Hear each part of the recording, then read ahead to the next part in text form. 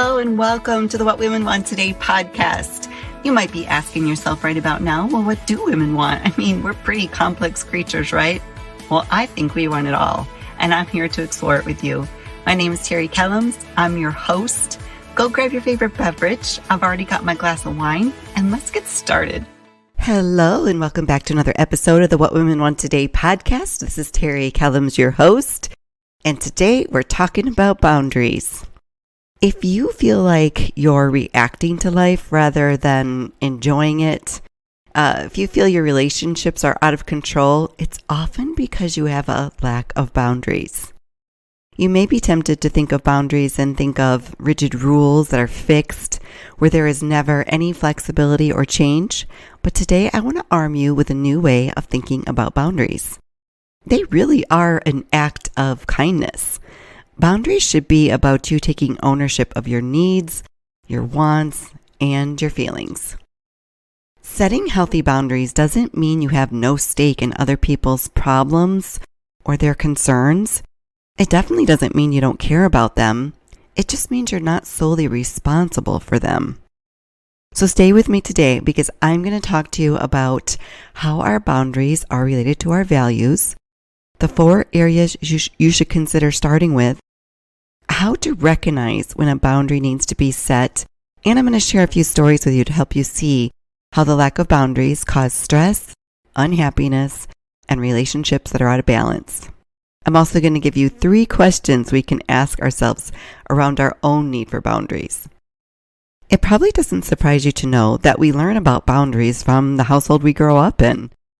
You could have grown up in a home like Lori, not her real name, by the way. In her home, there were basically no rules. You ate what you wanted, whenever you wanted. School was kind of a formality.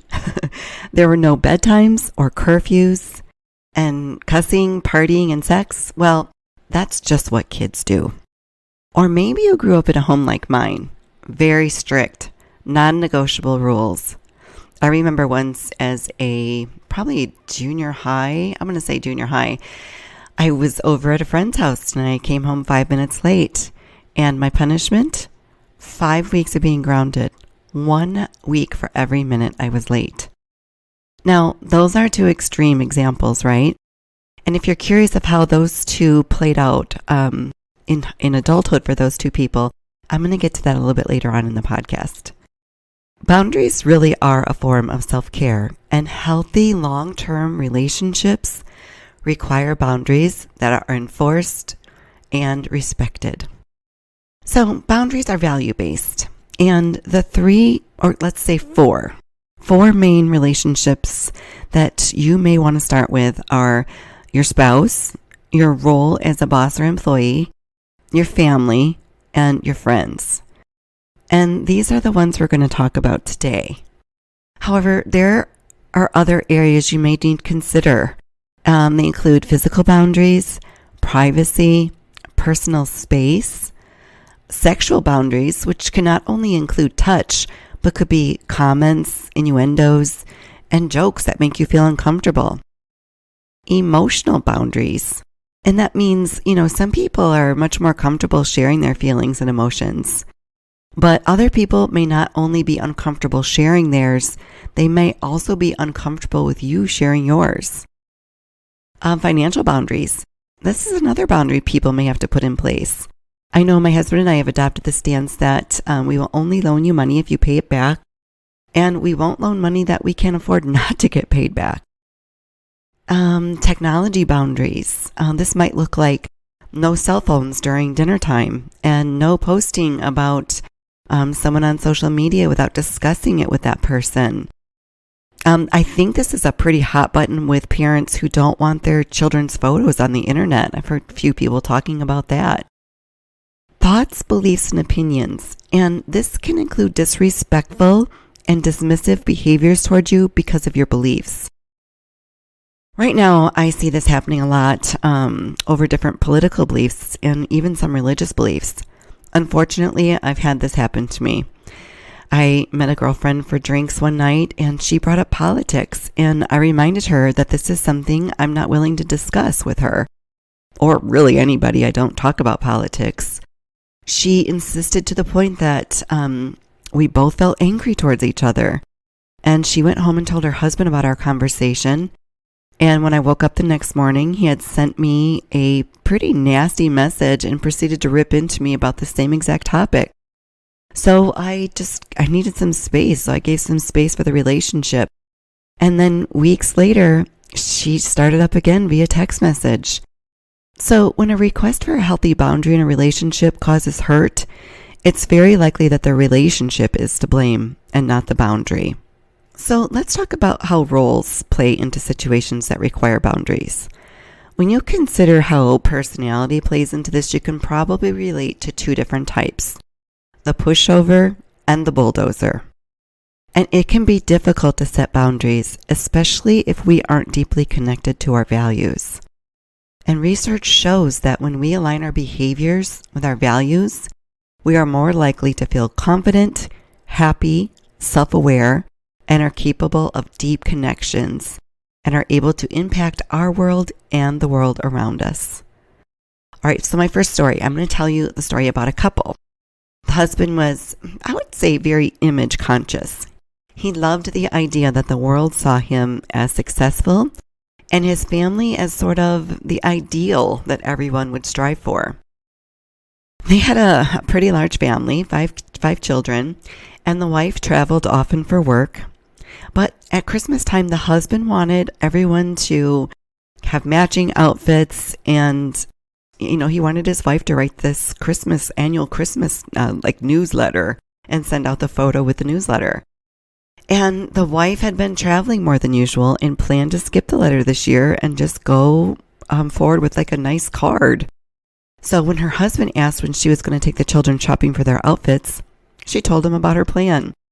When she was finished explaining to her husband that she was too busy, too stressed, and overwhelmed at work right now, he simply waited for her to finish talking and said, "No, you'll find a way to do it. You always do." And guess what? She did. Now, this isn't a she's a badass moment. It's a try to find matching outfits for 3 girls and 2 boys while traveling to work. Never mind trying to find the joy of the season to spit out a ho ho ho Merry frickin' Christmas newsletter. Her husband is a bulldozer, in case you were wondering, and he was most likely someone who valued the appearance of perfectionism. He probably ignores his own stress and the stress of his wife just to give the impression that they do what's expected of them. This value could stem from the strive for excellence. You want to bring your absolute best to everyone and everything you set out to do. And you believe that saying no might be a sign of weakness or more of failing. But when you take it too far, you become obsessed with performance and end up with over-the-top expectations of yourself and others.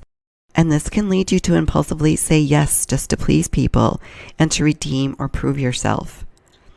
All right, my next story is about Mary. So Mary had a very promising career in a Fortune 500 company, and she had moved her way up the corporate ladder, not by luck, which is something she often told herself, but by carefully creating the right relationships and by volunteering for extra projects, and most importantly, because she was a credible, hard worker with a ton of integrity. After her most recent promotion, she was excited to be working with a leader she respected and she knew she could learn from. After only a few short months in the role, the company went through a restructure, and Mary found herself working for a leader with a reputation for being all work, no play, and no sense of work-life balance. Mary was still new in the role, but it didn't matter to her new leader. She was often called into the office late in the day and told a deadline had been moved, and they would have to work into the night to get the job done. Mary didn't argue or complain.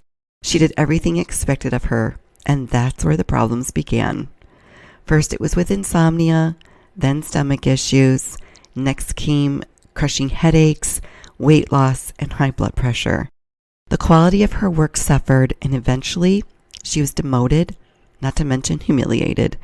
She never once tried to talk to her boss about the effects of her work and how they were having and what they were doing to her health. Mary eventually quit her role and left the company. Mary was a pushover, and her boss was a bulldozer. Mary most likely had a value of learning and hard work, And these are two very noble values. I admire both of them. But if you're the one at work who says yes to every project, it can reflect how much you value learning. But when we only say yes, we might be missing chances to invest our time and energy in ways that help us take our values and our goals to new levels. So let go of that story that you're Superwoman. Don't exhaust yourself and compromise your own health and happiness. Let your no be someone else's yes. Say no to less important things and yes to the ones that matter most. My next story is about Linda. Linda's childhood was not easy. It was actually pretty sad. Her father died when she was young, and it left her mom to take care of her and her brother all on her own. Her mom had always been a stay-at-home mom since Linda was born, and therefore she did not have a lot of skills in the workplace. She took a waitressing job, which mostly included evenings and weekends, to have the best shot at the highest amount of tips, and that meant Linda and her brother spent a lot of time at their aunt's house. Their aunt was pretty resentful to have to take care of the two young children, and she took it out on them by not treating them very nice. Linda did whatever she could to try to make the aunt happy, but it was never quite enough. As an adult, Linda was a warm and caring person and very giving to others. She always raised her hand to help out for the clothing drive or the bake sale, and when it came to her friendships, she often attracted people who loved the fact that Linda was a giver. In fact, it was common for people to ask Linda to pet sit, babysit, fill in the blanks. Because Linda worked from home, many of her friends assumed she was available to do a host of things for them, and they weren't afraid to ask. Linda found her days to be so busy doing things for others that her own work was suffering, and she began to feel lonely, taken advantage of, and resentful. But when she tried to say no, she was met with manipulative and guilt-induced responses that always caused her to cave in. If you have the tendency to believe that you should always be there for people, it's more than likely it's because you value friendships and deep relationships. But don't confuse your value of deep connections to doing the things or accepting behaviors that make you feel disrespected, unappreciated, and undervalued. All right, so where do we start? All right, number one, define what's most important to you. What are your core values? How can you use them to set boundaries? How will those boundaries improve your relationships and your quality of life? Next, look at the big picture. Living your life like a superhero wannabe can exhaust even the most dedicated, committed of humans. Let your no be someone else's yes. Learning to say no is a way of nurturing yourself, and it frees you to say yes to the things that you really want to. All right, buy time. So when you're learning to set new boundaries, resist the urge to answer immediately. Take a time to pause. Go back to your values. Ask yourself these questions. Is this the right fit at the moment? How urgent is this? Is there a chance this opportunity will come up again in the future? Is someone that's requesting this favor of you also going to be willing to help you out down the road if you need it? Does this new commitment align with your personal needs? In other words, are you going to be spending so much time doing this that you're not going to have time for your own needs? What is the long-term versus the short-term benefit? What potential risks might exist? Does this commitment truly align with your values and your goals? Practice saying no. So a funny story about this. My husband and I are early risers, so the majority of the time during the week we are often in bed asleep between 8 and 9 p.m. Occasionally we get invited to do something in the evening, and we just don't feel like it's something that couldn't wait to the weekend to do. So my husband leaves it up to me to be the one to decline. He doesn't like the perception of being the bad guy. So after an invite that I declined, he came home later that day and he said, "So what did you tell them?" I was initially kind of confused because I thought maybe he had changed his mind and wanted to go do it. So I said, "Well, I told them no." And he said, yeah, but what was the reason you told them?" And I laughed and I said, "Honey, you don't need a reason to say no. You simply say, 'Thank you for the invite. We're not going to be able to join you.'" However, I realize that some people will not take a simple response here, so I'm going to give you a few more to try. "That sounds like a great opportunity, and I'm bummed that I'm going to have to say no." I'd love to, but I'm overcommitted right now and won't be able to give it the time it deserves. Can you approach me again on this in a few weeks? It's really hard for me to say no, but I'm going to have to this time. The secret to setting boundaries is to give yourself permission to live true to your values, not everyone else's demands and agendas. You can't say yes to everyone and everything and still stay healthy.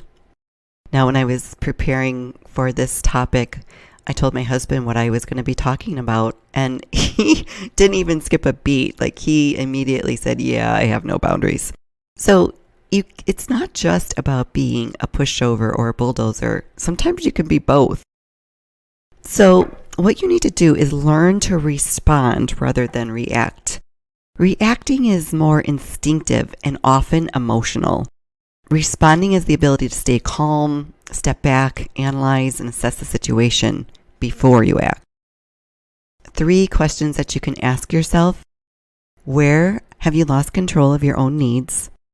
Where have you taken ownership of needs that aren't your own? And lastly, where have you pushed your responsibility for your needs upon others?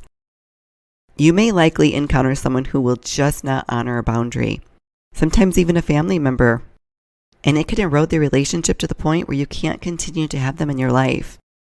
But don't be tempted to hold them in a place of unforgiveness. Putting them there means you still expect something out of them. Now, remember earlier when I described the scenarios of how our home environment shapes us? Well, Lori, due to having a lack of any boundaries, became a bulldozer. And you might think, well, that's cool because she probably doesn't have a problem maintaining her boundaries. And on the surface, that might seem like a temporary win, but in the long run, bulldozers run the risk of not having the quality of relationships they desire because they have a tendency to run over people, and they're hard to say no to. Therefore, they've most likely developed some resentment in their relationships. And me, well, I'm the pushover. It's been a long, hard road in setting boundaries, mostly because I've had to get to the point where I was really angry before I tried to set one. And that doesn't really set the tone for a productive conversation. Okay, it's the end of our time together, and I want to leave you with some last reminders for those of us who struggle with boundaries. Know your values and set the boundaries appropriately around those values. Be careful of the bulldozers. You give them an inch and they will roll right over you until your boundary doesn't even exist anymore. Be consistent with the boundary, but remember, not every boundary has to be rigid. You'll have to use some of your judgment on this. You don't have to be confrontational when enforcing your boundary. Healthy boundaries are a two-way street. When you draw the line in what you're willing to accept, you must also have to respect the line that someone else draws as well. And finally, throw out the myth that setting boundaries is selfish and replace it with self-love. I'm going to leave you with a quote today by Brené Brown. She says, "Daring to set boundaries is about having the courage to love ourselves even when we risk disappointing others." Thank you so much for being here with me today. Until next time, please remember to take good care of you.